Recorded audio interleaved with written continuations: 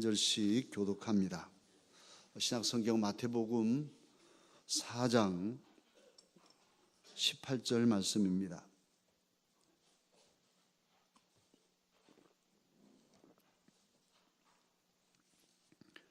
제가 먼저 읽습니다. 갈릴리 해변에 다니시다가 두 형제 곧 베드로라 하는 시몬과 그 형제 안드레가 바다에 금을 던지는 것을 보시니 그들은 어부라.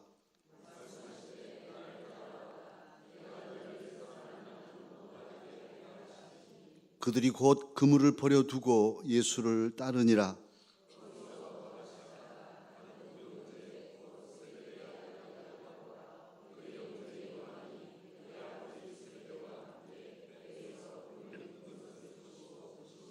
함께 읽으십시다. 그들이 곧 배와 아버지를 버려두고 예수를 따르니라. 아멘. 우리는 어제 하나님께서는 우리를 일꾼으로 지으셨다, 일하는 존재로 그렇게 우리를 지으셨다고 말씀을 상고했습니다. 일하면서 괴로우라고 고통스러운 짐을 지라고 하신 게 아니고 본래 뜻은 복되게 하시려고, 우리를 행복하게 살게 하시려고, 그리고 또 우리를 통해서 다른 사람들, 그리고도 많은 짐승들, 새들, 물고기들까지도 다 행복하게 살게 하려고 우리에게 일을 맡겨주셨어요. 그런데 사람이 타락하고 노동의 의미가 왜곡되고, 그래서 다스림과 정복이 짓밟음이 되고, 그런 잘못된 세태들이 죄의 결과로 지금도 계속되고 있다는 것을 우리는 상고했습니다. 이러한 잘못된 죄의 세계를 회복시키려고 예수님 오셨고, 이 한 주간은 고난을 당하십니다. 참으로 우리의 삶을 새롭게 회복시켜 주시는, 구원하시는 메시아 예수 그리스도는 오셔서 예수님도 몫으로 30년 동안 공생애 전에 사생활을 하시는 동안에 가정을 돌보시고 노동자로 일하셨다는 것도 말씀을 나눴습니다. 그런데 예수님께서 이제 공생애, 공적인 사명을 메시아로서 완수하기 위하여 나서셨을 때 세례를 받으시고 이제 마귀의 시험을 이기시고 세례 요한이 잡혔다는 소식을 들으시고는 비로소 천국이 가까이 왔다고 선포하시면서 사역을 시작하십니다. 그런데 그 시작하는 첫들머리에서 하시는 일이 오늘 본문입니다. 오늘 본문에는 제자들을 택하십니다. 우리 예수님 하나님의 일을 하시는데 당신 혼자 하지 않으시고 제자들을 택해서 그들로 하나님의 일꾼을 삼으십니다. 그 첫사람이 베드로, 그리고 안드레, 야고보, 요한, 이런 사람들이죠. 그래서 특히 이들에게는 19절 말씀 보면 나를 따라오라, 내가 너희를 무엇이 되게 하리라 하십니까? 사람을 낚는 어부가 되게 하리라, 이렇게 구체적인 사명을 제시하시면서 따라오라고 말씀하십니다. 그물을 씻는 그들을 무슨 잘나서가 아니라 고기 그물이나 씻고 사는, 밥 먹고 자고 새면 또 가서 고기 잡고 또 그것이 다람쥐 쳇바퀴 돌듯이 평생 그러다가 없어 쓰러졌을 그 인생에게 참으로 놀라운 부르심을, 나를 따라와라, 이제는 고기가 아니라 사람을 구하는 이 소중한 일을 맡기겠다. 도대체 내가 뭘 공부를 얼마나 했는데요, 내가 가진 게 얼만데요, 아무것도 없어요, 그냥 고기 잡는 거부예요, 괜찮다, 오라. 그래서 베드로와 야고보, 안드레, 요한, 이런 사람들이 다 부름을 받은 것이죠. 그래서 예수님을 따라서 하나님 나라의 일꾼이 되었습니다. 또 더 읽어가면 마태복음 9장에서는 세관에 앉아서 세금 받던 세리 마태, 당시로는 매국노라고 다 손가락질하는 로마의 정권에 빌붙어서 세금 걷어서 거기다 갖다 주는 그 세리 마태, 예수님께서 나를 따라오라. 그 자리에 있지 말고 나와 함께 새로운 일을 감당하자 부르셔서 마태도 예수님의 제자가 되고 그 마태가 오늘 본문 우리가 읽은 성경을 기록하였습니다. 할렐루야. 세금 받던 손으로 하나님 말씀을 기록하게 되었어요. 이런 놀라운 변화를 주님은 제자들을 부르셔서 이루게 하셨습니다. 그 주님은, 그 예수님께서는 바로 저와 여러분도 오늘 하나님의 사람들로 부르셨기에 이 은혜의 자리에 나와 있습니다. 여러분의 담임 목사 역시도 하나님이 못난이지만 부족하지만 잘난 것 없지만 부르셔서 하나님의 일을 감당케 하시니 여기 있습니다. 우리 장로님들, 우리 권사님들, 집사님들 다 마찬가지입니다. 하나님이 세우셨어요. 무슨 잘난 구석이 특별히 있어서가 아니라 웬일인지, 웬 은혜인지 너는 나의 일꾼이라, 나의 종이라, 나의 사람이라 부르셔서 기름 부으시고 일하게 하시니 일하게 되었습니다. 이건 하나님의 전적인 은혜입니다. 로마서에 보면 바울사도는 원래 예수님을 핍박한 사람이죠. 예수님 믿지 않았어요. 믿는 사람을 오히려 잡아 죽이는 일에 가담한 사람입니다. 그런데요, 그는 로마서 1장 1절에서 그렇게 고백합니다. 예수 그리스도의 종 바울은, 예수 그리스도의 종이 된 바울은 사도로 부르심을 받아 하나님의 복음을 위하여 택정함을 얻었으니. 할렐루야. 바울 사도님은 예수님을 핍박했는데요, 주님께서 강권적으로 부르시니까 불가항력적으로 하나님의 사람이 되었어요. 거부할 수 없는 강력한, 아주 강한 지남철이 쫙 당기듯이 바울 사도를 끌어오셔서 너는 내 사람이야. 어떻게 할 수 없이 예수님 사람이 되게 해서 사도가 되고 복음을 위해서 일하는 택정함을 받은 일꾼이 되었다. 이렇게 로마에 있는 성도들에게 자기의 정체성을 밝힙니다. 그리고는 로마서 1장 6절에서 뭐라고 하냐면 너희도, 다시 말하면 로마에 있는 한 번도 본 적이 아직 없어요. 그러나 그 너희 로마에 있는 성도들도 그들 중에서 그리스도 예수의 것으로 부르심을 받은 자니라. 로마에 있는 너희들도 나처럼 예수님께 부르심을 받은 하나님의 일꾼들이다, 이런 말씀이에요.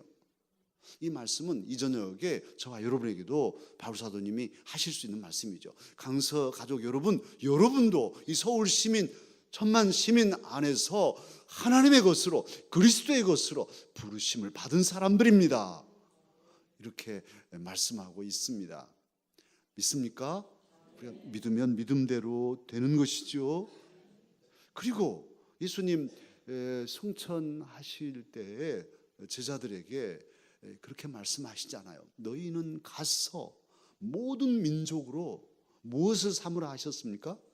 제자를 삼으라.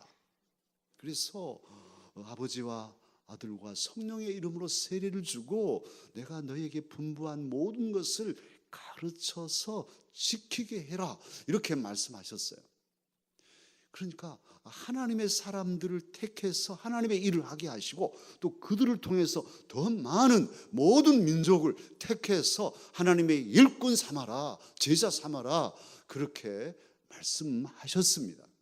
그러니 모든 그리스도인은 하나님의 일꾼입니다. 하나님의 종입니다. 하나님의 일을 하는 하나님의 사람들입니다. 아니에요, 저는요 그냥 예수님만 믿고요 그냥 천국만 가면 돼요. 더 이상 저에게 뭘 시키지 마세요. 저는 그냥 천국 따놨으니까 그걸로 만족합니다. 이럴 수가 없는 거예요. 왜냐하면 모든 사람은 그리스도의 제자예요. 그가 인정하든지 인정하지 않든지 그리스도의 사람은 하나님의 일꾼, 주님의 삶을 닮아가야 할, 자기 십자가를 지고 주님을 따라가야 할 예수 그리스도의 제자들입니다. 이제 한번 따라서 하십시다. 나는 하나님 일꾼입니다. 나는 하나님 종입니다. 나는 예수님 제자입니다. 모두가 목사만이 아니라 모두가 다 하나님의 제자, 일꾼, 하나님의 종, 예수님의 제자임을 고백해야 합니다. 그렇게 오늘 주님은 제자들을 부르셨고 사도를 부르셨고 모든 민족을 제자 삼도록 부르고 계시기 때문이죠. 그러면 저와 여러분이 그리스도의 사람으로서 이제 그리스도의 일꾼, 그리스도의 제자, 하나님의 일꾼이 되었다면 어떻게 살아야 하겠습니까? 어떻게? 주님께서 우리를 제자 삼으시기 위해서는 그냥 삼으신 게 아니죠. 주님은 이 고난 주간에 참으로 고통을 겪으시고 마침내는 십자가에 달려서 물과 피를 쏟으시고 당신의 생명을 주심으로 우리를 구원하시고 그 구원의 은혜를 감사하며 주님의 제자로 주님의 일꾼으로 일하게 하셨어요. 그러니까 저와 한 사람 한 사람이 하나님의 사람으로 그리스도인으로 생명의 존재가 됐다는 사실 이면에는 예수님의 생명이, 예수님의 그 값진 생명의 피가 흘러서 되어진 일이란 말씀이죠. 그런 은혜를 아는 자로서, 십자가의 보혈의 은혜를 아는 사람으로서 어떻게 살아야 하겠습니까? 모른다면 괜찮아요. 모른다면 그냥 무조건 살죠. 그러나 그럴 수는 없잖아요. 우리는 믿는 사람인데요. 예수님이 어떻게 나를 구원하셨는지를 아는 우리로서는 그냥 살 수 없어요. 이제 정말 마음의 옷깃을 여미고 주님을 위해서 살아야 하지 않습니까? 물론 우리도 가정을 가지고 있고 또 직장도 가지고 있고 사업도 하기도 하고 공부도 하고 세상 사람들과 함께 살아갑니다. 여러 가지 일들이 하루 일에도 복잡합니다. 저도 오늘 여러 가지 아침 새벽부터 논스톱 막 계속 뛰고 있어요. 저녁까지. 그래도 막 복잡해 여러 가지. 또 내일 또 새벽 예배 끝나면 또 말씀 연구에 또 있고 또 신방하고 이렇게 계속 겹쳐 있어요. 이 복잡한 것들 중에 이제 우선순위가 있죠. 이건 제일 중요한 일. 어떤 일이 있어도 해야 할 가장 중요한 일. 그리고 이건 좀 할 수도 있고 안 할 수도 있고. 오늘은 전 노예는 못 갔어요. 노예 종교개혁위원회 못 간다고 그랬어요. 갈 수 없어요. 이 우선순위가 있어서 못 우선, 그다음 이렇게 하지 않습니까? 우리들이 하나님의 일꾼으로서 주님의 은혜를 알기에 그래요. 제가 주님을 위해 살겠습니다. 좀 살아보렵니다 할 때 갈등이 생기는 거예요. 이것은 내가 가진 여러 가지 일들이 충돌합니다. 가치관이 충돌하고 일들의 시간적인 충돌 또 중요성의 충돌이 있겠죠. 특히 우리의 구조는 하나님의 사람이니까 하나님을 위하여 하나님을 사랑하는 것과 또 하나님의 사람이기 때문에 가족과 이웃을 사랑해야 할 하나님 사랑, 이웃 사랑, 이것은 공식이라고 늘 말씀드렸어요. 어떤 경우에도 우리 주님도 그렇게 사셨으니까 하나님을 사랑하여 하나님께 예배하고 찬양하고 하나님을 섬기고 순종하고 그리고 또 그 아버지 하나님의 사랑으로 사람들을 사랑하는 이런 삶의 구조가 모든 그리스도인의 기본 구조예요. 그런데 하나님 사랑, 이웃 사랑이 충돌할 수 있어요. 무엇이 더 우선이어야 할까요? 당장 우리 자녀들이 아프고 막 힘들고 그런데 또 예배드리러 달려가야 할까요? 어떻게 또 길을 가는데 강도 만난 사람이 있어요. 그러니까 제사를 드려야 할 제사장이 어떻게 하지? 제사를 먼저 드리고 사람은 죽어도 하나님께 제사를 먼저 드려야 할까? 그리고 그냥 갔어요. 그 사람은 그냥 갔다고요. 사마리아 사람은 제사장은 아니니까 그랬었는지 몰라도 그 사람을 건졌어요. 어쨌든 극단적인 예지만 저와 여러분이 하나님을 위해서 하나님의 사람으로 산다고 해도 이런 충돌들이 있어요. 그러니까 각자 다 나름대로 신앙의 양심을 가지고 기도하면서 우선순위를 정하고 그것에 따라서 살아야 하겠죠. 그런데 시간적으로는 내일이 먼저 내일 가장 바쁜 가게 일 먼저 봐놓고 또 하나님 교회에 와서 또 청소도 하고 여러 가지 일들 할 수 있어요. 내 일이 먼저 할 수도 있고, 시간적으로 하나님의 일을 먼저 하고서 어쨌든 나는 이걸 먼저 하고 할 거야, 자기 나름대로의 원칙들이 있겠죠. 그런데 그렇게 시간적인 우선순위는 차이가 나더라도 섞어질 수 있지만, 결단코 섞어져서 안 되는 중심, 그 중심성, 그것은 하나님의 중심성만은 흐트러져서는 안 됩니다. 또 우리의 모든 자질구레한 일까지도 이 모든 것을 할 때 하나님의 종으로 살 때의 방향, 누구를 위하여 할 것인가? 자식을 길러요. 이 자식 길러서 노년에 나 보험 넣고 자식한테 덕 보자, 여기까지 생각하고 그것만으로 자식을 키운다면 하나님 사람 아니겠죠. 사업을 해요. 돈 많이 벌어서 남들 땀 뻘뻘 흘 때 저 시원한 나라에 가서 요트 타고 뭐 이렇게 살지, 이게 자신의 최고의 목표라면 그리스도인이 아니죠.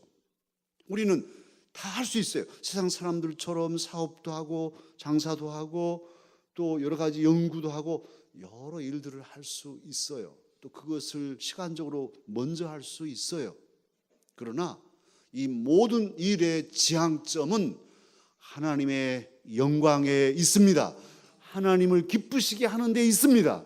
이걸 놓쳐서는 안 되는 거예요. 이건 변기할 수가 없어요.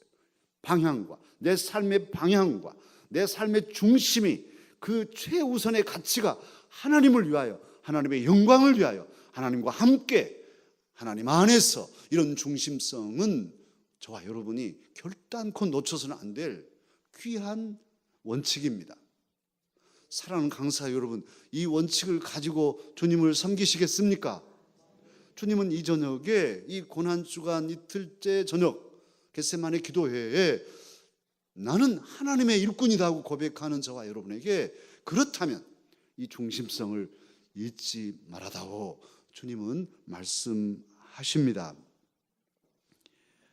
예수님께서는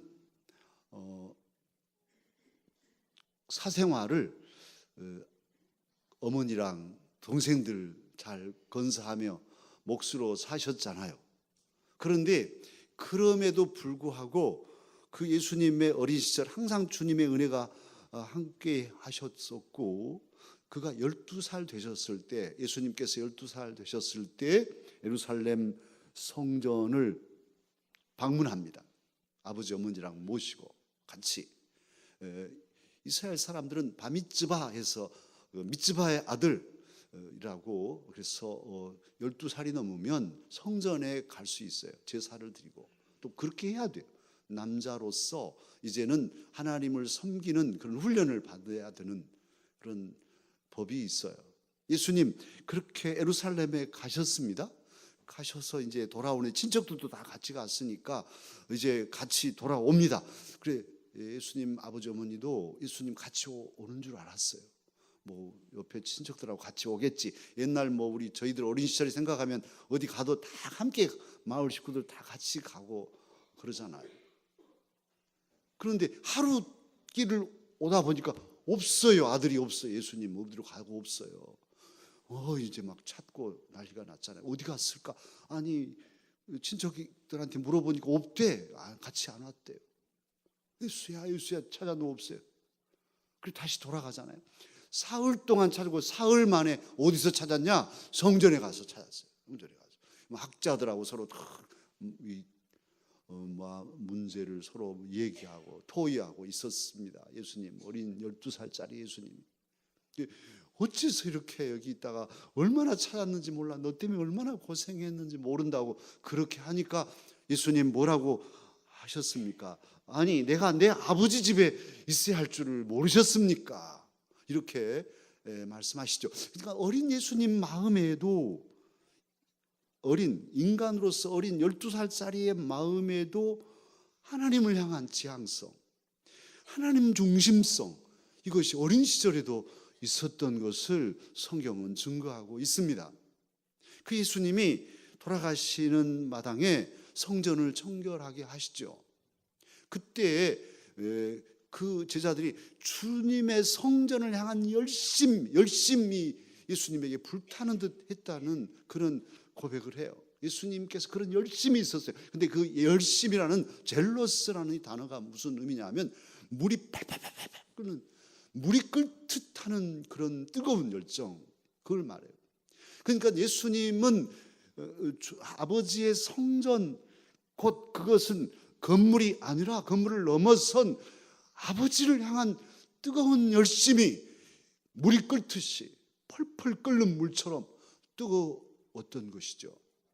그런 열정으로 예수님은 하나님의 아들이시지만 인간의 모습으로 오셔서 인간으로서는 또한 하나님 일꾼으로서 사명자로서 메시아로서 그런 뜨거운 열심을 가지고 성전을 정결케 하고 그 사명을 감당하셨습니다. 그 열심이 있었기에 겟세마네 동산에서 피땀 어린 기도를 드리셨고 마침내 아버지의 원대로 되기를 원하나이다 하시고 정말 아무 말씀 없이 그 모진 수치와 고통, 고난을 감수하시고 십자가에서 저와 여러분의 죄를 사하시기 위하여 죽기까지 하셨습니다. 이 주님이 바로 저와 여러분의 구주이십니다. 그 주님께서는 오늘도 저와 여러분을 이 은혜의 자리에 부르시고 나를 따라 사람을 낚는 어부가 되라, 나를 따라 하나님의 일꾼으로 살아다오 말씀하고 계십니다. 참으로 이 저녁 우리는 다짐하십시다. 내게도 주님 그 열정, 펄펄 물끓듯 하는 그런 주님을 향한 사랑, 아버지 하나님을 향한 그 중심성이 뜨거워지기를 원합니다. 그런 뜨거움을 주옵소서. 뜨뜻미지근한 모습으로 두 번도 살 수 없는 한 번뿐인 삶인데요, 그냥 세상에 젖어서 우선순위도 엉클어져 가지고 뭐 어떻게 해보지도 않은 채 그냥 살아가는 답보 상태로 살다가 그냥 덜커덕 죽는 그런 삶을 살 수는 없잖아요. 지금까지는 어떻게 살았던지 정말 딱 정신 차리고 옷깃을 여미고 정말 한번 주님의 사람답게 일꾼답게 살아야 되지 않겠습니까? 특히 이제 이달 말에 중직 선거가 있어요. 정말 하나님 일꾼으로 쓰임 받고 싶습니다. 그런 일꾼이 되고 싶습니다. 또 이미 일꾼이신 분들은 다시 새롭게 해서 정말 하나님을 섬기는 일에 집중해야 되지 않겠습니까? 일꾼, 직이 주어진다는 것은 엄청난 은혜예요. 목사가 되고 장로가 되고 집사가 되고 권사가 된다는 것이 세상에서 무슨 뭐 벼슬은 아니지만 하나님 나라의 관점으로 보면 이건 정말로 엄청난 사건이고 내 개인으로나 가정으로나 가문으로나 큰 영광이 아닐 수 없어요. 왜냐하면 그 직 자체는 하나님을 섬기는 구체적인 통로요, 구체적인 방식이요, 구체적인 기회이기 때문입니다. 직이 없으면 일할 수 없는 거예요. 직이 없으면 일 못해요. 물론 할 수는 있겠지만 그 효과도 없고, 그래서 선교사님들도 가서 다시 신학을 하고 목사가 되는 것은 현장에 나아가면 안 되는 거예요. 안 되니까. 그리고 이상합니다.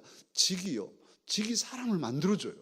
목사직이라는 게 목사답게 만들어줍니다. 장로직이 장로답게 만들어줘요. 저분이 장로야? 근데 시간이 가면서 장로님, 존경합니다. 이렇게 되는 거예요. 권사님, 처음에는 어리석고 부족하게 보일지라도. 그래서 직분은, 일은 저와 여러분으로 하여금 하나님을 섬기는, 구체적으로 섬기게 하는 기회요, 은혜의 통로요, 은혜의 방식이라는 사실을 기억하십시다. 이제 그러기에 마음을 모아서 열정을 가지고, 그리고 그 열정의 하나님 중심성과 하나님을 향한 하나님의 영광을 나타내고자 하는 방향성, 이것을 바르게 해서 우리의 남은 날 주님이 부르실 때까지 한결같은 걸음으로 사명길을 걸어가는 저와 여러분이 되십시다.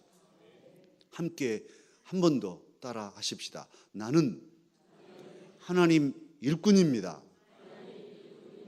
나는 하나님 일꾼입니다. 저와 여러분이 하나님의 일꾼임을 주님은 기뻐하십니다. 기도하겠습니다.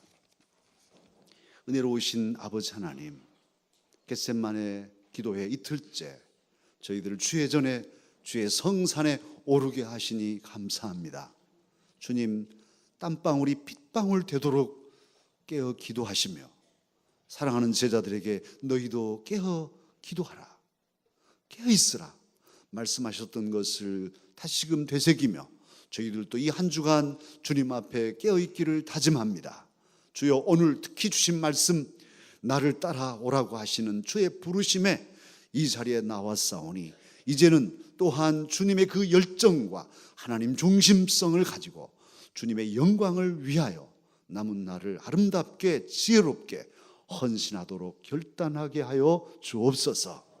우리의 결심이 변치 않게 하시고 아름다운 열매로 맺혀져서 가정이 살고 교회가 잔치 이루며 세상에 하나님의 나라가 확장되는 놀라운 구원의 역사를 저희들 각자를 통하여 이루어 주시옵소서.